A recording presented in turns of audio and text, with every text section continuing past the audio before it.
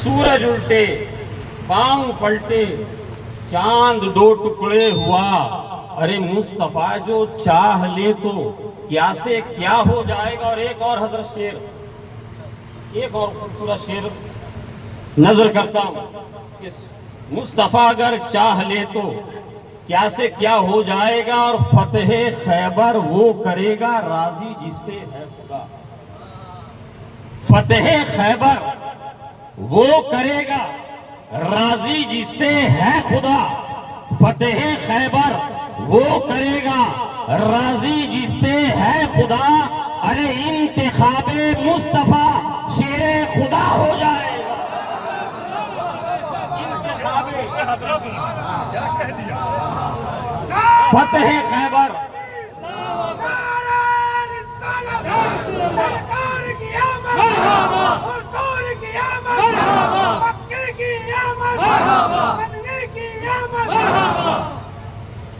फतेह खैबर वो करेगा राजी जिससे है खुदा। इंतिखाबे मुस्तफा शेरे खुदा हो जाएगा। और ये शेर आखिरी के तौर पर मक्ता मुलाहिजा फरमाए कि गर मदीने में मयस्सर हाजिरी होगी नजम। गर मदीने में मयस्सर हाजिरी होगी नजम। गर मदीने में मयस्सर हाजिरी होगी नजम। अरे मिसले परवाना वहां जाकर फना हो जाएगा। मिसले परवाना वहां जाकर फना हो जाएगा। अरे ये जहां है चीज क्या राजी खुदा हो जाएगा। झूम के एक मर्तबा और दरूद पाक का नजराना पेश कर लें। अल्लाहुम्मा सल्ली अला सय्यिदिना शफीना हबीबना नबीना मौलाना मुहम्मद मुबारक वसल्लम सल्लु अलैहि सलातन व सलामन अलैका या रसूलुल्लाह सल्लल्लाहु तआला अलैहि वसल्लम। हज़रात, अल्लाह इरशाद फरमाता है वमा अरसलनाका इल्ला रहमतल लिल आलमीन। ऐ हबीब, हमने आपको सारे आलमीन के लिए रहमत बनाकर भेजा है। ये इसका आसान मतलब मफहूम आयत मुक़द्दसा का कि हुजूर को अल्लाह तबारक व तआला ने आलमीन के लिए रहमत बनाकर भेजा है। आज हम हुजूर का मीलाद मना रहे हैं। आज जश्न ईद मिलादुन नबी मना रहे हैं। ऐ मुसलमानों, अगर इस ईद मिलादुन नबी और इस मीलाद का मतलब सिर्फ आपने ये सोचा है कि हम झंडियां लेकर निकलेंगे तो इसका मकसद हल हो गया। अगर आप ये सोचते हैं कि हम रैली बनाकर निकलेंगे तो इसका मकसद पूरा हो गया। अगर आप ये सोचते हैं कि हमने एक पिंडाल लगा लिया, एक शामियाना सजा दिया, तो क्या इसका मकसद पूरा हो गया। ये ईद मीलादुन नबी, ये नबी का मीलाद, ये जो हम अपने तौर पर आज मना रहे हैं, 1500 सालों से अल्हम्दुलिल्लाह 1400 सालों से जो हम मनाते हुए आ रहे हैं। ऐ मुसलमानों, हमें ये सोचने की भी जरूरत है कि ये मीलाद आखिर इसका सबब क्या है, इस मीलाद का पैगाम क्या है, इस मीलाद का मैसेज क्या है। ये उस नबी पाक सल्लल्लाहु अलैहि वसल्लम का यौमे मीलाद है जिसमें हम और आप यहाँ जमा हुए हैं पूरी दुनिया के अंदर अपनी अपनी तहजीबों और सकाफतों के मुताबिक। आज या गुज़िश्ता कल यौमे मीलादुन नबी सल्लल्लाहु अलैहि वसल्लम मनाया गया और इंशाअल्लाह तबारक व तआला ये क़यामत तक मनाता जाया रहेगा। ये सिर्फ 2-4-10 दिन का मतलब नहीं है, ये चंद सालों के लिए मीलाद का मौसम नहीं है। अरे हमारे इमाम अहमद रजा खान फाजिल बरेलवी ने कहा कि हश्र तक डालेंगे हम, حشر تک ڈالیں گے ہم پیدائش مولا کی دھوم، حشر تک ڈالیں گے ہم پیدائش مولا کی دھوم، ارے مثل فارس نجد کے قلعے گراتے جائیں گے۔ یہ کیا سمجھ رہے ہیں آپ کہ یہ میلاد یہ جھنڈیاں اٹھانے ہی کا نام ہے؟ نہیں، بلکہ یہ یوم میلاد ایک عہد کا دن ہے، ایک وعدے کا دن ہے۔ کس سے وعدہ کرنا ہے؟ کس سے عہد کرنا ہے؟ اپنے آقا کی بارگاہ میں عہد کرنا ہے، رسول پاک صلی اللہ علیہ وسلم کی بارگاہ میں عہد کرنا ہے۔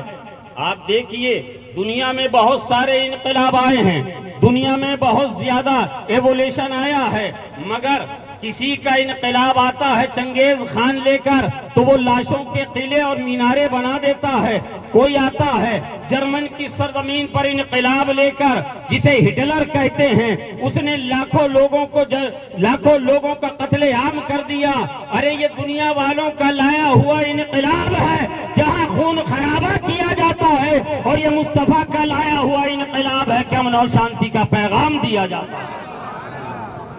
یہی فرق ہے کہ وہ انقلاب آئے گئے چلے گئے، آج ان کا نام و نشان نہیں ہے، مگر الحمدللہ یہ 1450 سالوں سے مصطفیٰ کا میلاد منایا جا رہا ہے۔ 1500 سال سے یہ انقلاب برپا ہوا ہے، شروع ہوا ہے، آج تک جاری ہے، اور انشاءاللہ تبارک و تعالیٰ صبح قیامت تک جاری رہے گا۔ اور یاد رکھیے گا، ابھی آپ نے ملاحظہ کیا ایک جلوس کی، یہ جلوس ایک اسلام پور سے نکلا، حضرت کی قیادت میں، حضور ناصر ملت کی قیادت میں، حضور نبیر محدث اعظم کی قیادت میں، ان بزرگوں کی سرپرستی اور قیادت میں یہ جلوس نکلا۔ آپ دیکھیے تو صحیح، یہ جلوس ہے جب رسول پاک صلی اللہ تعالی علیہ وسلم نے مکہ شریف سے ہجرت کی ہے مدینہ طیبہ کے لیے۔ بنو نجار کے لوگوں کو پتا چلا ہے، قبیلہ بنو نجار کے لوگ راستے میں پہاڑیوں پر مکانوں کی چھتوں پر آ کر کھڑے ہو گئے ہیں، آنے کے بعد انتظار کر رہے ہیں کہ مکے سے آنے والا کوئی قافلہ نظر آ جائے، قافلے کی کوئی گرد و غبار آنے کے آثار نظر آ جائیں۔ دور سے وہ کھڑے ہوئے دیکھ رہے ہیں، انتظار میں ہیں۔ تھوڑی دیر کے بعد مختصر سا قافلہ چلتا ہوا آیا ہے، آنے کے سبب، آنے کی وجہ سے پھولوں کا گرد و غبار اڑتا ہوا نظر آیا ہے۔ لوگوں نے قریب جا کر دیکھا ہے، رسول پاک صلی اللہ تعالی علیہ وسلم ہے، آقا کی قیادت میں حضرت سیدنا صدیق اکبر ہیں، اور حضرت سیدنا صدیق اکبر کے غلام ہیں، یہ آ رہے ہیں۔ انہوں نے کہا کہ یا رسول اللہ، یہاں سے ہمارا یسرب تھوڑے ہی فاصلے پر ہے، یہاں سے ہماری بستی تھوڑے ہی فاصلے پر ہے، مگر یا رسول اللہ ہم یہ چاہتے ہیں آپ کو ایسے نہیں لے کے جائیں گے بلکہ ہم جلوس کی شکل میں لے کے جائیں گے۔ یا رسول اللہ آپ ہمیں اجازت دیجئے۔ اے مسلمانوں، آج آپ کے سامنے ابھی تھوڑی ہی دیر پہلے عزیز القدر سید طاہر اشرف صاحب نے، آپ نے اتنے بہترین نعت شریف سماعت کری۔ آپ یہ جانتے ہیں ہماری محفلوں میں نعت بھی پڑھی جاتی ہے،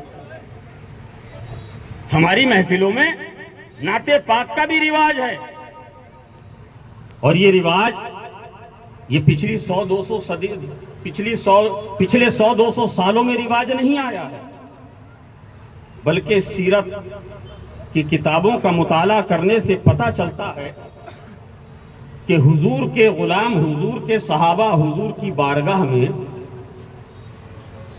حضور کی نعت لکھ کر پڑھا کرتے تھے، نعت لکھ کر پڑھتے تھے، اور حضور ان کو ایسے نہیں پڑھنے دیتے تھے، بلکہ یہ علماء کرام یہاں تشریف فرما ہیں، آپ ان سے پوچھئے۔ اور آج کل تو ہر پاکٹ کے اندر گوگل یونیورسٹی ہے، آپ نام سرچ کیجئے، حضرت حسان ابن ثابت رضی اللہ تعالیٰ عنہ عرض کرتے ہیں آقا کی بارگاہ میں، یا رسول اللہ صلی اللہ علیہ وسلم، یا رسول اللہ میں نے آپ کی ایک نعت لکھی ہے، آقا اجازت دیجئے کہ میں آپ کی وہ نعت پڑھوں۔ آقا نے ارشاد فرمایا، حسان ذرا ٹھہرو، رکو۔ یا رسول اللہ فدا کا بھی و امی، اے آقا ہمارے ماں باپ آپ پر قربان۔ ٹھہر گئے۔ آقا نے دوسرے صحابہ کو، غلاموں کو حکم دیا کہ حسان میری نعت پڑھیں گے، ان کے لیے ایک ممبر کا انتظام کرو۔ کہیے سبحان اللہ۔ ایک ممبر لگایا گیا، ممبر پہ حضرت حسان کھڑے ہو گئے، آقا نے حکم دیا حسان اس منبر پہ کھڑے ہو کر، یہی آپ نے کیا ہے نا نعت پڑھنے کے لیے منبر کا اہتمام، کہیے سبحان اللہ۔ نعت پڑھنا یہ صحابہ کی سنت ہے، نعت سننا نبی کی سنت ہے، اور نعت کے لیے منبر لگانا یہ بھی مصطفیٰ کی سنت ہے، سبحان اللہ۔ حضرت حسان عرض کرتے ہیں یا رسول اللہ صلی اللہ علیہ وسلم احسن منک لم تر قط عینی واجمل منک لم تلد النساء خلقت مبرا من کل عیب کأنک قد خلقت کما تشاء۔ یا رسول اللہ میری آنکھ نے آپ سے زیادہ خوبصورت حسین کسی کو نہیں دیکھا، کہیے سبحان اللہ۔ یا رسول اللہ آپ سے زیادہ جمیل حسن والا جمال والا کسی ماں نے پیدا ہی نہیں کیا۔ یا رسول اللہ اللہ تبارک و تعالیٰ نے آپ کو ہر نقص سے، ہر کمی سے، ہر عیب سے پاک پیدا فرمایا ہے۔ یا رسول اللہ صلی اللہ علیہ وسلم آپ کو دیکھنے کے بعد ایسا لگتا ہے کہ آپ کے رب نے آپ کی مرضی سے آپ کو بنایا، سبحان اللہ۔ کتنا بڑا دعویٰ ہے حضرت، کتنا بڑا دعویٰ۔ یہ کوئی ایک صدی پہلے بریلی میں لکھے ہوئے اعلیٰ حضرت کے اشعار نہیں سنائے ہیں میں نے، یہ حضور کی بارگاہ میں، حضور کے صحابی، حضور کی موجودگی میں، حضور کے لگائے ہوئے منبر پہ کھڑے ہو کر حضرت حسان اپنا عقیدہ بیان کر رہے ہیں۔ حضرت حسان اپنا عقیدہ بیان کر رہے ہیں۔ اب ذرا ملاحظہ تو کرے مسلمانوں، حضرت حسان کیا عرض کرنا چاہ رہے ہیں؟ یا رسول اللہ اللہ تبارک و تعالی خالق کائنات ہے، مدبر کائنات ہے۔ یا رسول اللہ اللہ تبارک و تعالی نے جو چاہا جیسے چاہا اپنی مرضی سے بنا دیا۔ آسمان کو چاہا جیسا چاہا بنا دیا، ستاروں کی کہکشاؤں کو جیسے چاہا اس کی انجمن کو سجا دیا، چاند و سورج کی قندیلوں کو جیسا چاہا ویسا روشن کر دیا، زمین کا بچھونا جیسا چاہا بچھا دیا، دریاؤں کو جیسے چاہا طغیانی دے دی، سمندروں کو جیسے چاہا روانی دے دی، پہاڑوں کو جیسے چاہا بلندی دے دی، حجر کو جیسی چاہا سختی دے دی۔ یا رسول اللہ آدم کو جیسا چاہا بنا دیا، نوح کو جیسا چاہا بنا دیا، یعقوب کو جیسا چاہا بنا دیا، ابراہیم کو جیسا چاہا بنا دیا، اسماعیل کو جیسا چاہا بنا دیا، حضرت یوسف کو جیسا چاہا بنا دیا، حضرت موسیٰ کو جیسا چاہا بنا دیا، حضرت عیسیٰ کو جیسا چاہا بنا دیا۔ کم و بیش 1,40,000 یا 2,40,000 انبیاء کرام علیہ السلام کو جیسا چاہا ویسا بنا دیا۔ مگر یا رسول اللہ صلی اللہ علیہ وسلم جب آپ کی باری آئی، یا رسول اللہ جب آپ کی باری آئی تو گویا آپ کے رب نے ارشاد فرمایا اے حبیب تیری پیشانی کیسی بناؤں؟ کہیے سبحان اللہ۔ پیشانی کیسی بناؤں؟ تو گویا روح مصطفیٰ نے عرض کیا ہوگا مولا میری پیشانی ایسی بنا کہ 14 صدی کے بعد میرے غلام کہیں جس کے ماتھے شفاعت کا صحرا بندھا اس دل افروز ساعت پہ لاکھوں سلام۔